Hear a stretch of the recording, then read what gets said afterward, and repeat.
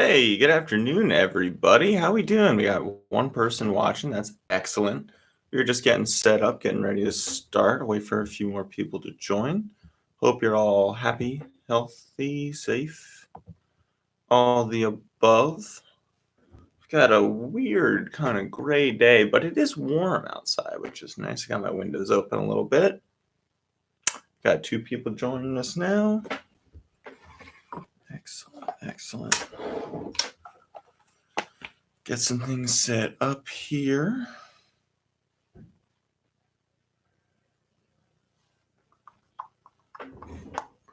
All right, we're going to go ahead and get started. So, really quick, can you see? If I.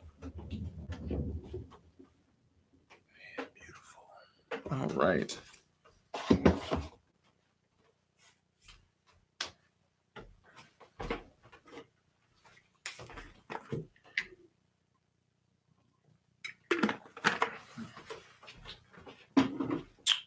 All right. So, last time we started a painting, right? We started this guy. Now, he's pretty much dry at this point, right? My foreground is still a little wet. After our live stream, I went back in and worked on my foreground a little bit, layering in some darker colors and some texture towards the waterline to get some of the grass, and added some more color that I was developing in the foreground here into my trees, such as these reds and oranges, to get some tones better, and really tried to map out that space a little bit better. So you can see, again, working on my waterline and reflection here from my tree line. So yeah, but today we're going to do something different. Last time I thought we were going to get to this, but we didn't. I had those two other landscape paintings. I have this one over here that we're eventually going to work on eventually. This guy. But for today, I want to work on another painting from that I started off from a photo that I took while I was in Cape Cod. Sorry, stumbling all over the place. Still waking up. Been trying to drink less coffee. So working on that, but has its side effects. So we're going to work on this guy today. Now, I don't think I have a picture from where it was, but if you had tuned into my last couple live streams, you'll know that I didn't have a lot of the paint that's on here now, and it's still pretty wet, and I wanted to keep it that way because I want to talk about wet on wet techniques and really building up thick painting, especially in this foreground, right, to really create that detail and that depth of space. So yeah, we're going to jump right in. Again, if you have any questions, the chat is open. Feel free to ask them. Let me show you the photo we're working from. This is the photograph we're working from the National Sea or Cape Cod National Seashore Park. I forget the exact name, but the dunes up there are absolutely beautiful, right outside Provincetown in Cape Cod. Visited there last autumn. It was a kind of a cold, rainy, wet day, but I really, really love the colors in this photograph and the space. It was kind of a very surreal kind of landscape to be in. So that's what we're going to work on today. Now, yesterday, or no, sorry, it wasn't yesterday. It was the day before. I worked on this painting a little bit. Let me get my palette situated here so I can show you what I'm about to talk to you about. Moving some things around. Got a rag all good to go.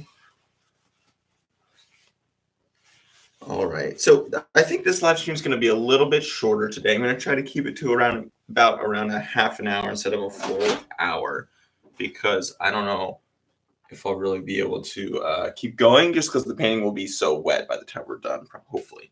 So let's take a look down here at my palette. I've got some colors, right? Lots and lots of greens and browns and like reddish oranges, yellows, those kinds of colors, those nice earthy tones. So I kind of mixed in a range of colors here. You can see some of my, these are kind of like brownish, orange, reddish, warm tones. Some of them are much brighter than others, especially this like bright Venetian red over here. Or you can see it straight out of the tube in the corner here. Mixing that with a little bit of yellow ochre here, right, to get some of these nice brown tones. Using this, I think this is a Van Dyke brown, I want to say. Yeah, here we go. Yeah, found this tube of Van Dyke brown. Excellent, nice, warm but dark brown, which is really good for mixing and getting those tonal areas. And then, actually, believe it or not, one of my favorite colors to use just for purely mixing. I almost never use it on its own, but I use it to mix, especially with greens, is dioxazine purple. And the reason we do that, the reason we're using purple with my greens, is especially with the warm greens. There's lots and lots of yellow in it, right? Purple's my complementary color. So when I mix that purple in with that really warm yellow, or that really warm green that has a lot of yellow in it, it's going to subtract that yellow out and create less warmth and less saturation of that color. It's going to gray it out to give me those nice earthy, subtle tones that I want. And so this, I mixed with my Van Dyke brown and some greens. Same thing with brown. If I mix it into a brown, if it's really warm brown like the Van Dyke brown, or even the burnt sienna that we use for my underpainting, you can see it right here, burnt sienna right there. It has a lot of yellow in it. So that purple subtracts that yellow, subtracts that saturation of the warmth, because of those two complementary colors are not negating each other. I said that last time too, but it's desaturating the color. That's what I'm going for without losing the temperature of that warmth. So I do that with the browns and greens, and you can see them here. I have lots of colors mixed.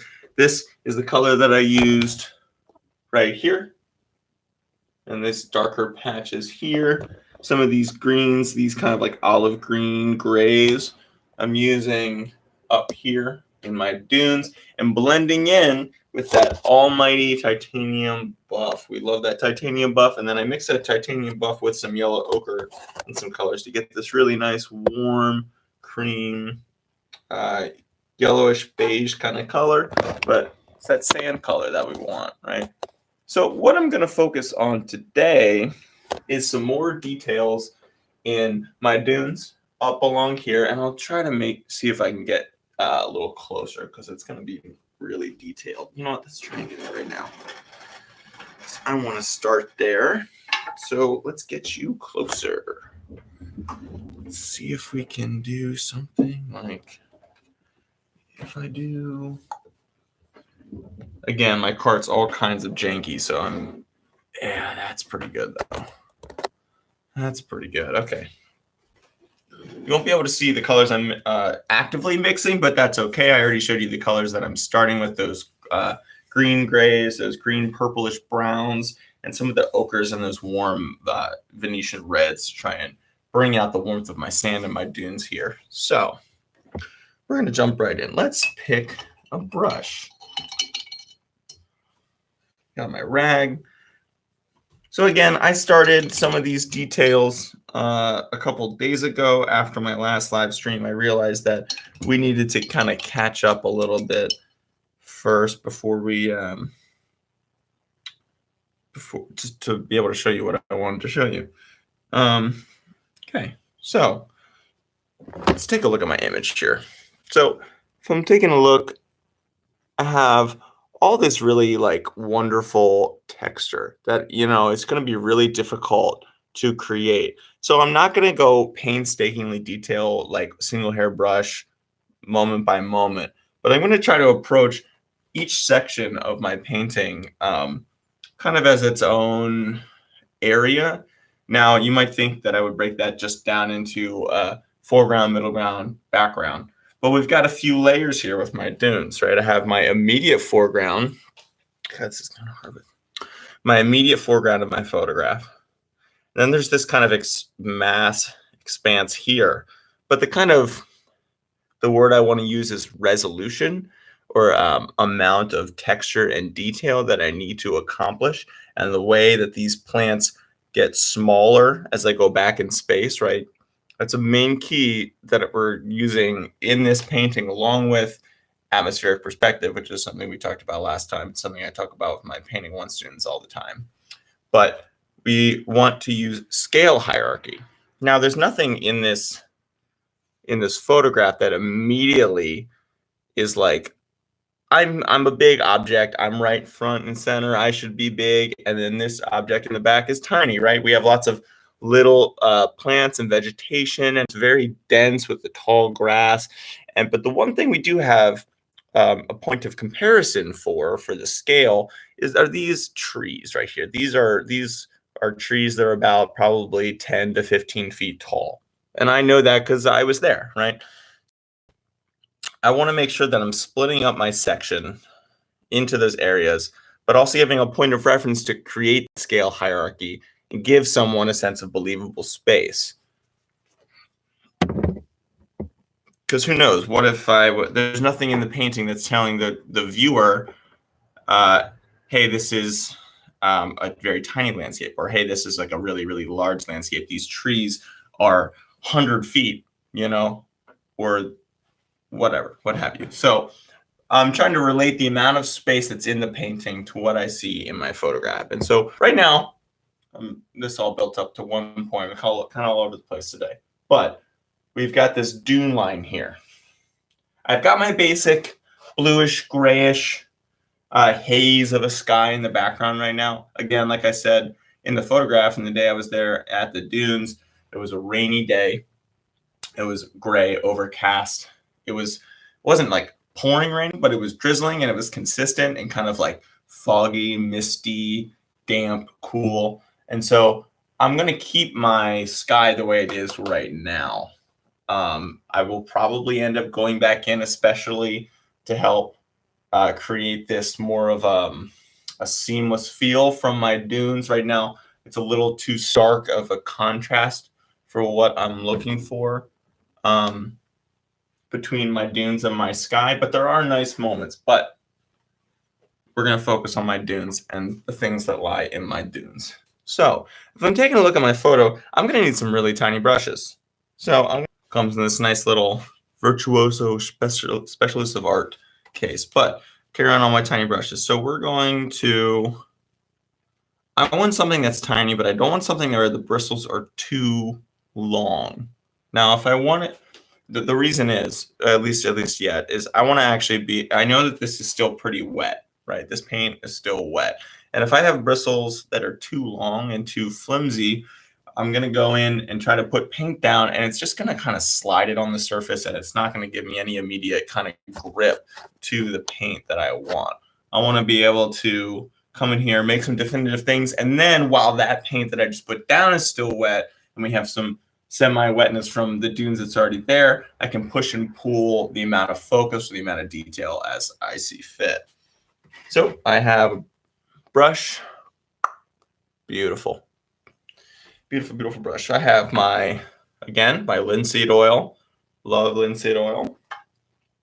Never want to use too much linseed oil, but it is really great when you're mixing for a certain consistency of your paint to make it dry a little slower. It really helps. I have got some mineral spirits, which actually, this is kind of dirty, right? As you can see, I want it to be clear in order to mix with my colors to be much easier, but this will do for now. And I've got some brushes that are in there as well. Okay, so I'm going to go ahead and take some of this. We're going to come in to this color.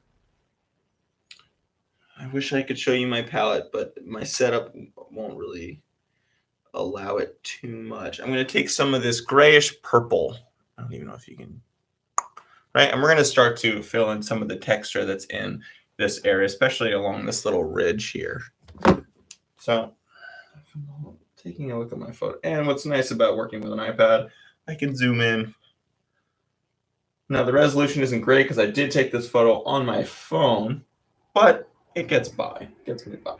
So I'm going to come in here. I'm going to start to build up some of this texture that's along this little ridge here, using tiny little dabs of paint over and over again to create that long grass. And again, the painting is still a little bit wet, but I'm going to work into that area.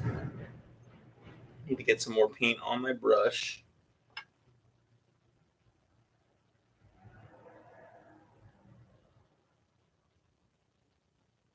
More paint on my brush. And again, I don't want it to be too dark. So I'm eventually going to go back in with another bigger brush and kind of balance it out. But I'm trying to at once create the texture and detail of the long grass that I know is there, while also dividing up the space and the layers for how those patches of grass move, right? So if I'm taking a look, right, we have this patch of sand that kind of comes into, wow, I've got a bad reflection. That patch of sand that comes into that tall grass along the side of my dune, and it creates that specific macro shape. So I'm using the micro shapes of my brush, right? That indexical mark. When I say indexical mark, it means the size of the brush stroke that I can create with this specific brush. I'm using that over and over and over again, that repetition, to create those shapes, those macro shapes, and build up that space. So I've got some decently long grass right along this ridge. And again, painting takes time. You might think, wow, Mr. Cody really likes to talk and just babble about his paint. And I do, but also painting just takes time. It takes patience. You want to just relax while you're doing it. So I'm going to try and, again, I'm not being too specific with how I'm laying down that paint, but I do want to make sure I get that color down into those areas that I need it, right? And so I'm starting to build up that nice light ridge. And notice how I'm trying to fade it out a little bit as it comes around the bend, right? Because this hill is combining with the hill behind it, right? We're moving through the space, back into space. And so things need to start to merge back and forth with each other.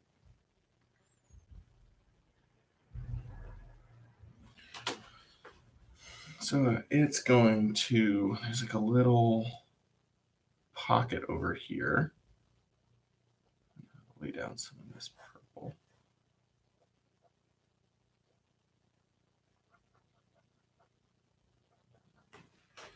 Running out of paint on my brush. Here we go. Very nice. And there's like a little pocket of that sand color in the back there. And then it starts to spread out a little bit more. I'm actually at this point going to grab some more mineral spirits and really thin out my paint. That way I can layer it well. And even maybe instead of doing all this vertical motion, right, we can create some horizontal lines here to then build off of even more so. Kind of create those waves of that long grass. And use the texture of the canvas as well to create that dirt, long grass texture that we're finding in the back here. So I'm going to come up here, add some more in this area along those lines I just created.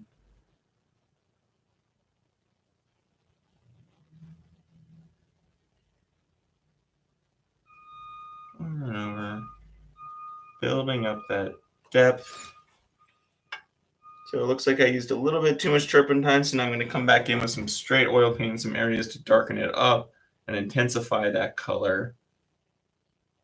There we go. Starting to get there. Little by little. Little by little. Again, painting takes time. And so we're starting to build up that little ridge there. Little ridge. Wasn't quite a day for a picnic, but it was a nice day outside in the dunes of Cape Cod. There was warmth in the plants and the vegetation. How many? We've got 4 people with us today. Thank you to those of you who tuned in today.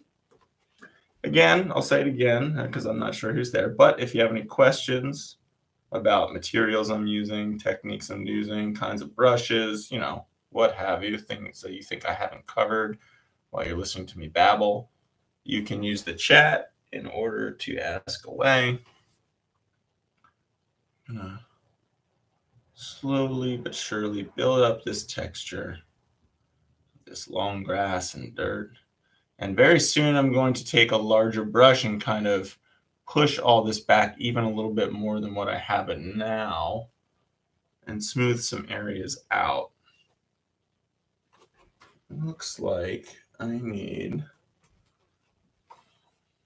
yeah. Okay, so let's take a larger brush. Maybe not that one. Let's try this one.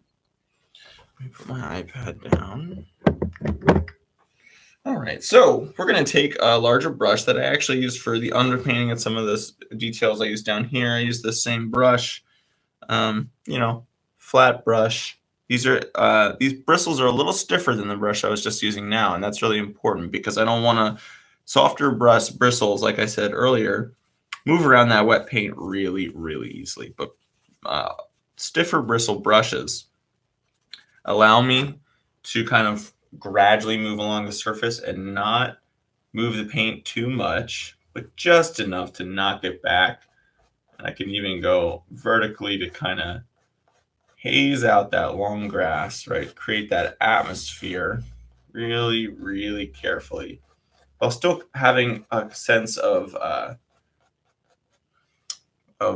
vertical growth from the plant, right? We don't want to it's not just one horizontal back and forth, but you can kind of see. So that looks pretty good.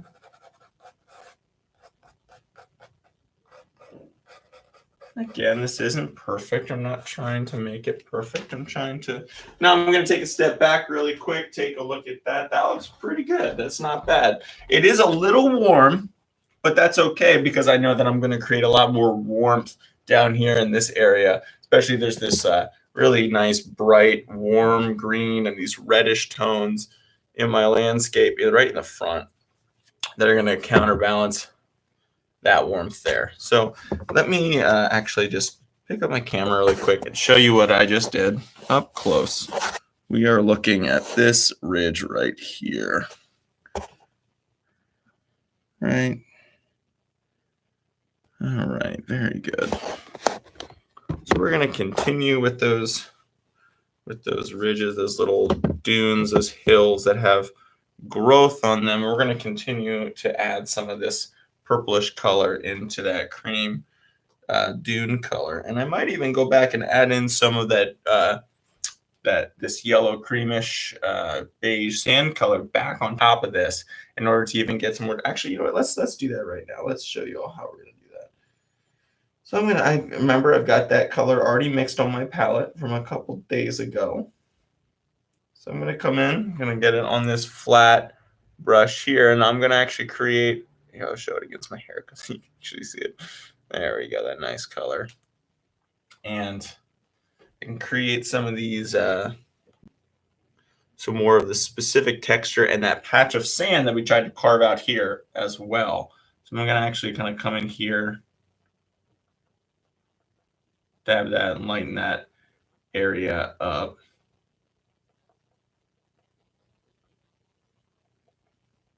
Maybe with some vertical kind of stippling on my brush as well. Yeah, there we go. You can start to see some of that sand color come back in and create that macro shape like I was talking about, right?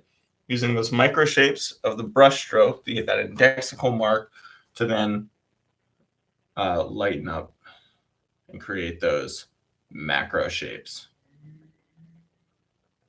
Because a lot of things in natural landscapes do that. They have individual vegetation, individual strands of grass, leaves, those types of plants. And they're all very, very dense when you look at them closely. But when you back up, right, get away from the indexical mark of the single leaf to look at the grouping of leaves together, they create those positive and negative pockets of space. And you want to make sure that your landscape feels even when you're doing that. Let's come in right here. I'm actually gonna lay it down kind of thick right there because I feel like it needs some warmth in the sand right there. Maybe that's going to sneak up a little bit into this patch of tall grass in the purple and even in the green over here. That might be nice. Yeah, there we go.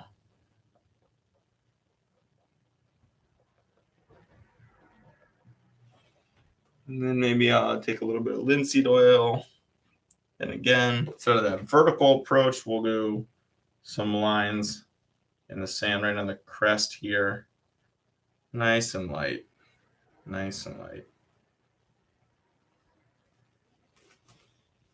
So then I'm going to take a look, and I think this area needs a little bit of brightness. So I'm going to take some titanium buff and mix it with that cream color I was just working with a little bit of linseed oil again. And we're going to create that shape. Looking at my photograph, got this nice ridge here. And again, trying to utilize the texture of the canvas with my color, with my brush strokes. Don't fight the texture of the canvas. Let it be your friend. Let it do its thing, because it will really help give some texture and liveliness to your painting. So you can see that clear line of the ridge I just created there. We're going to actually come back in and spread it over top of that green a little bit, just a little bit. Get that transition nice and good, nice and hazy, but still feel all right. Now, what I want to do is add some, show you before my time's up, because wow, time flies. It's already been almost 30 minutes. So last thing I want to show you for today is we are going to paint some trees. Now, we're going to go in with some warmer greens, probably with this same flat brush. I really like this brush because it can give me nice, precise lines, but I can also cover a larger area. So let's go ahead and paint these trees right over here. So I'm going to back up my camera just a little bit so I can get into here to see the trees. And if I'm taking a look at my trees in my photograph, there's some really nice, warm, lush green pockets. So I want to start to add that into here. So I already have that green mixed.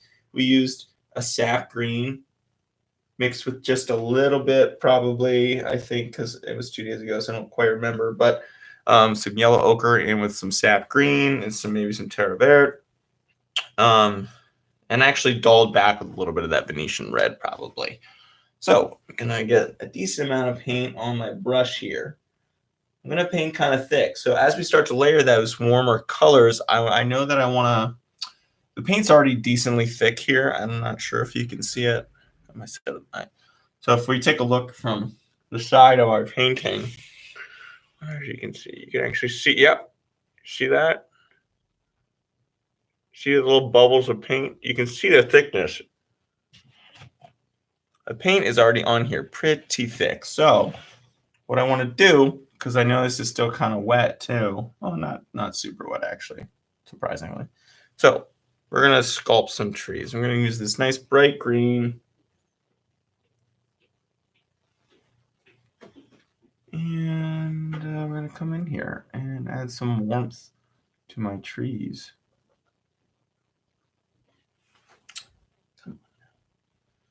There we go. That's what we want. Yeah.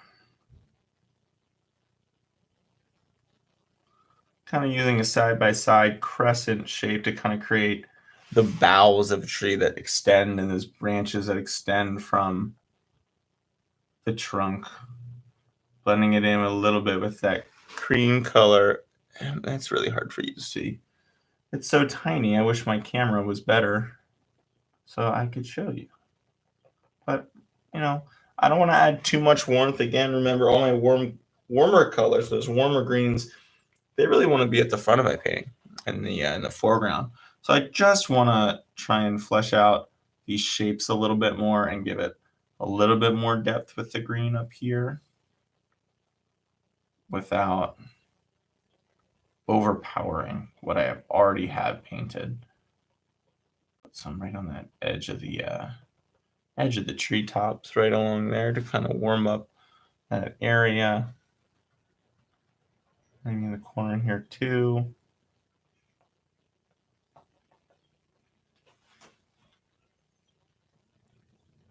Yeah.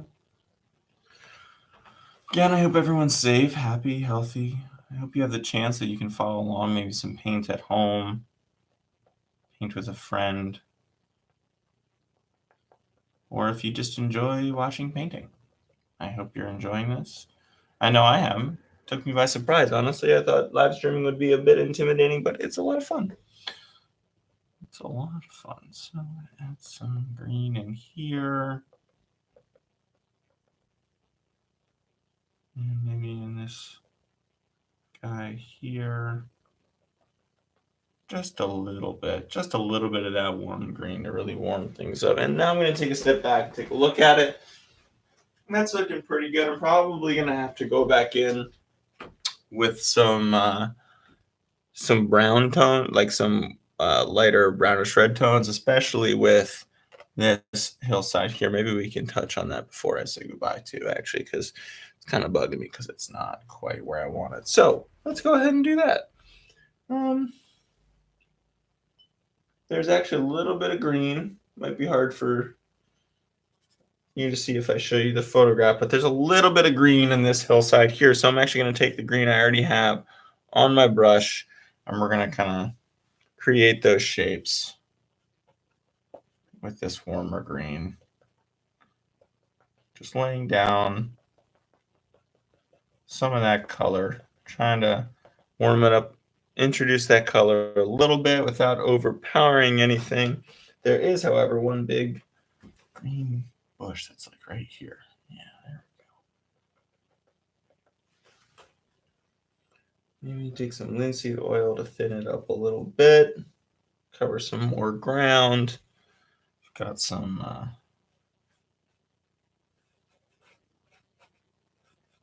these areas in here.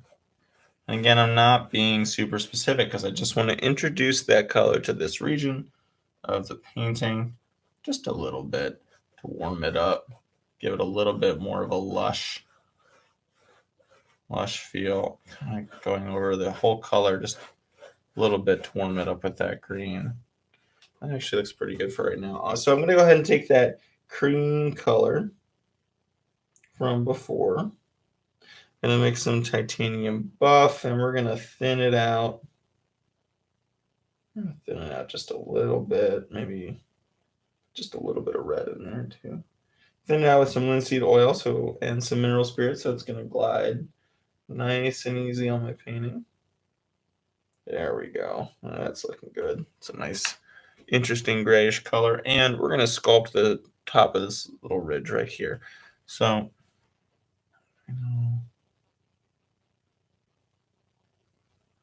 Again, I'm using that flat brush so I can actually almost kind of draw with the paint rather than block in that color a little bit and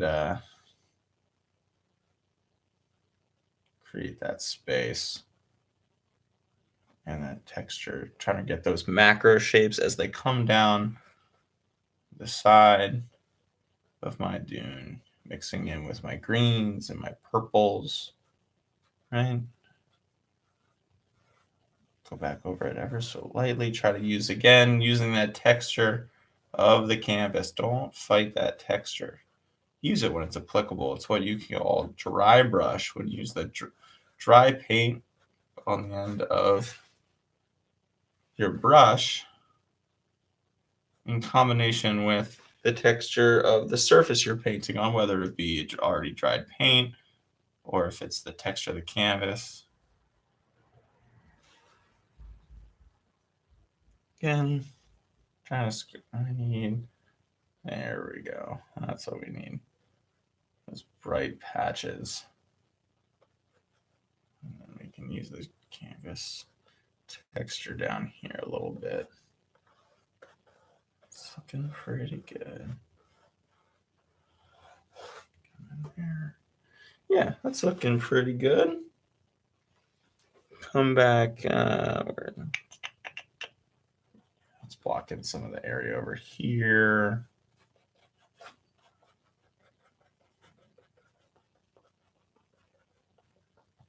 Yeah, very good. Very good. All right.